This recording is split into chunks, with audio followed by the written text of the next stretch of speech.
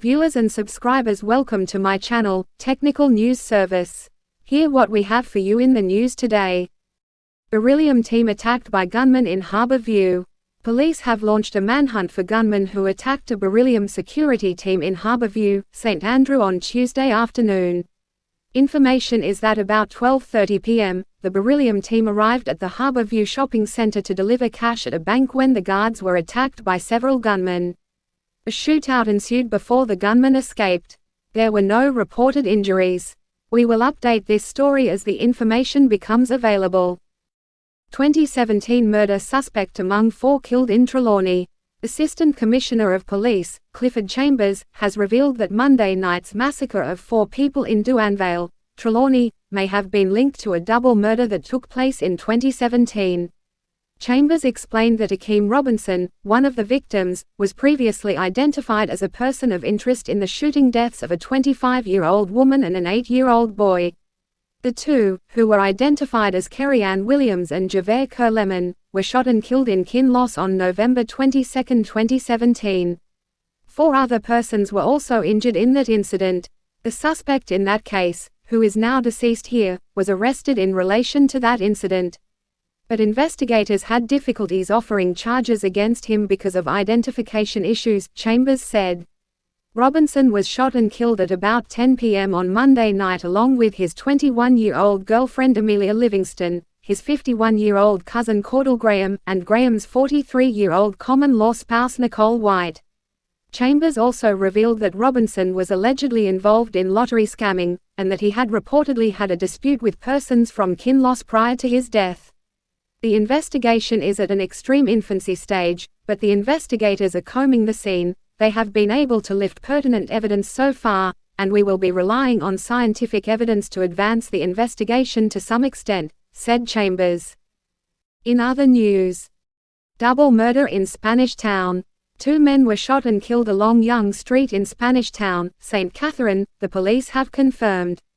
It is reported that about 8:15 a.m. on Tuesday, the men were among a group conversing along Nugent Crescent and Young Street when they were attacked by gunmen. They were rushed to the Spanish Town Hospital, where they were pronounced dead. The Major Investigation Division are probing the incident.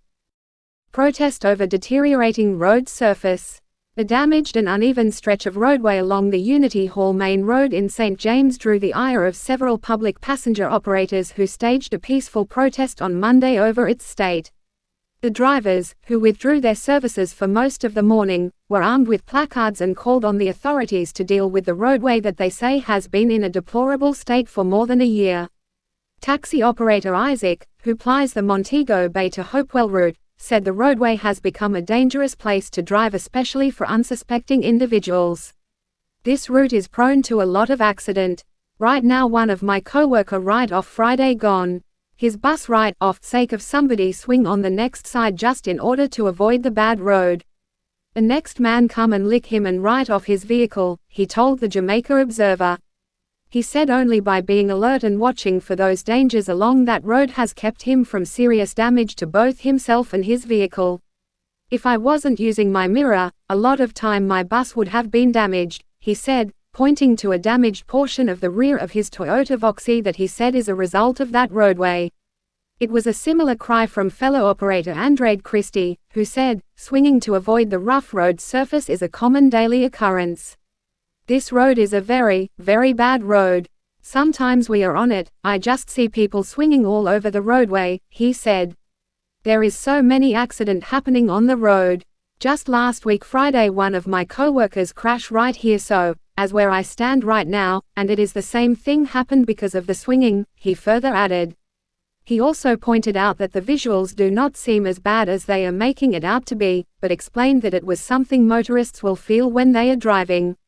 Just looking on the road, you are not going to see it like that. You have to be in a vehicle and drive and feel the surface of the road, and it is very bumpy, he explained. Christie is predicting that if something is not done soon, deaths may be the unwanted result. Sometimes, you see some crazy driver just to drive fast and anything can happen, he stated. For Ras Maconan Taferi Ellis, another operator on the Montego Bay to Hopewell route, motorists, especially taxi operators, face a problem of eroding vehicle parts and penalties from the authorities when these are found. If you can look at the state and the condition of the road, it is mashing up our vehicles, and you have the Transport Authority who live on this road and more, while you have the examiners here, he stated. When the road mash up our vehicle now and the examiners they are here, remember if there is any defect on our vehicle it is going on the wrecker and they are here like 3-4 times for the week, he lamented. Will, another operator, also spoke about the impact it has been having on his vehicle. I have a 2012 Voxy. 2 months now, I'm plying and my front end have to go to the garage. It's a 2012 bus and it come out brand new from the mart to this road, he stated. As you make the money, you spend it back on parts. The motorists are demanding an immediate fix to the roadway and say, going forward, if something is not done to remedy the situation, they will return. We will be back if no fix it soon. And if we no hear something about it soon, we back out here and more things, one man stated about their future plans.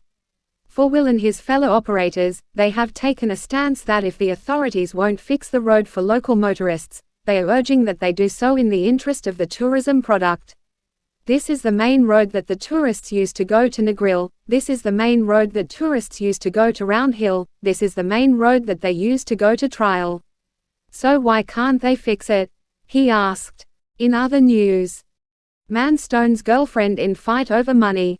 A 52-year-old corporate area man confessed to beating his 29-year-old girlfriend, following an argument that developed when he decided to loan her $250,000. Prosecutors at the Kingston and St Andrew Parish Court outlined police reports that the defendant, Delroy Knight, assaulted and threatened to kill his girlfriend. The court also heard that Knight threw stones that hit the complainant in her stomach. He pleaded guilty to assault occasioning actual bodily harm, stone throwing and threat to kill. Knight, who sought to be admitted to bail on Monday when he appeared before Senior Parish Judge Laurie Ann Cole Montague, submitted that he would not interfere with the complainant. We were in love, I fall in love with her and she was in love with me. We were together since 2018 until 2023. I lent her $250,000 and a little ting go down, Knight said. But the judge was not swayed to offer Knight bail, as investigators contend that he may contact or communicate with his girlfriend. Just hang tight for a little while. I need to have the complainant here for us to solve the matter, Cole Montague said. Knight was remanded in custody until October 24 for investigators to secure the attendance of the complainant. Fare hike for taxis, buses coming. Commuters can expect to pay more for transportation starting Sunday, following the government's approval of a 35% hike in bus and taxi fares to be implemented in 2 stages. Transport Minister Darryl Vaz announced the increase, and explained that a 19% increase will take effect on October 15, followed by 16% in April 2024.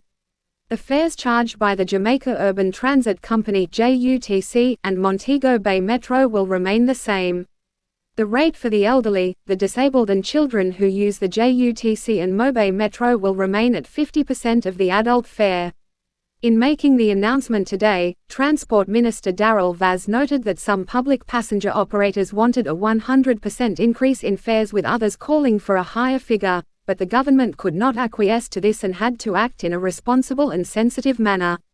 In accepting a recommendation for an overall 35% increase in fares and deciding to implement it on a phased basis, the government has sought to carry out a balancing act, where the impact of the cost of living on commuters and expenses being faced by bus and taxi operators had to be taken into careful consideration, Vaz explained. The staggering of the 35% increase over the 8-month period is a deliberate effort by the government to cushion the impact of the cost of transportation on the traveling public. It's intentional that the second phase of the increase will take effect after the tabling of the next budget, which will naturally take into consideration costs facing our people, Vaz noted. Hart will offer training to street food vendors. Kingston's Mayor Delroy Williams and representatives from Hart Trust NSTA met yesterday to formalize plans for comprehensive training of street food vendors. This initiative comes in light of the recent incident at Crab Circle, where a vendor was observed relieving herself in a bucket, close to where she served food. Williams stated that the Kingston and St Andrew Municipal Corporation was actively working with the agency towards establishing a partnership to provide thorough training for street food vendors. The proposed course by Heart Trust NSTA is centered on small food facility operation, covering critical aspects of food preparation and safe handling for the public. Stakeholders anticipate that this training program will elevate professionalism and enhance public safety in the food preparation process. Williams emphasized, some vendors bring their home practices into their food vending activities. The training will equip them with the necessary knowledge to ensure proper and appropriate operations. He continued, while our initial focus will be on vendors at Crab Circle, an area with a 40-year history, and locations like Harbour View Roundabout, Red Hills Road Jerk areas, and Mullins Road, we intend for this training and certification to extend to all street vendors in the city. The training will span 5 days and include both theoretical and practical assessments. The partnership envisions an ongoing program with various courses in the future, ensuring continuous improvement. Williams stated, once participants successfully complete the assessment, they will receive training and certification. We aim to commence this initiative next week or the following week. Regarding hygiene improvements, Williams said, we have been in contact with public health officials to sanitize the area and explore adding wash basins and running water facilities. However, given the nature of street-side vending, we are mindful of infrastructure limitations. Addressing the potential reopening of Crab Circle after the training, Williams said, once the training is completed to our satisfaction and the Public Health Department standards, we will take the necessary steps to reopen the space. As for the installation of restrooms or mobile restroom facilities, Williams clarified, some of the vendors would have had their own private arrangements. We are looking into all of those and then we'll make a decision. We want to check to see if those private arrangements are still functioning. Viewers and subscribers, that's the end for today. Thanks for watching. Remember to like, comment, share and subscribe to my channel. Also hit that notification bell so you can be notified when we drop a new video. And remember to stay safe and see you again.